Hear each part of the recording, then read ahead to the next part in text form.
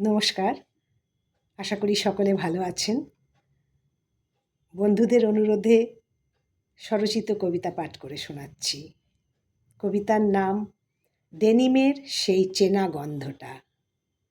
নদীটির নাম যদি হয় ইছামতি, তাহলে শান্ত কুলকুল শীতের মনমরা জমা থাকে অপূর্ণতার নিশ্চিন্ত আশ্রয়ে। নৌকাটি যখন ভেসে থাকে মাছ ছলছলে, কানাইয়ার আরবাসি উত্তাল ঢেউ তোলে সাদা বকের ডানায়।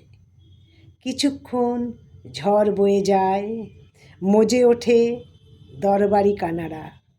তারপর শান্ত শীতল বাতাসের আলাপ বয়ে যায় বৃন্দাবনী সারাং। ভরা কোটালে মা বলতো, গাংধারে যাবি নে? ঘরে বসে কাগুজে চোর পুলিশ আর কাটাকুটি।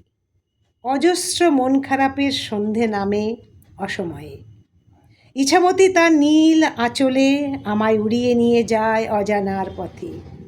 ভরা ডুবি কিনারে নিঝুম কালো ভেজা চুলে ডেনিমের সেই গন্ধটা পৌঁছে দেয় তার কাছে। দ্বিতীয় নিবেদন, ধাপ। কে লিখবে? কি বা লিখবে বলুন তো? কত কথা পুড়ে যাচ্ছে, জ্বলে যাচ্ছে বুক, পিত্তি পড়ে যাচ্ছে, তবু বুলি আওড়ানো থামছে না। অক্ষরে অক্ষরে ঠেলাঠেলি, পয়সা নেই, ভাত নেই, রক্তাক্ত সম্মান, তবু ঠান্ডা ঘরে শান্ত কবি। সকাল থেকে সূর্যটা ধরেছে বায়না, একটা রঙিন রিবন লাগবে, ইচ্ছে মতো ঘুরিয়ে নেবে তাপমাত্রা।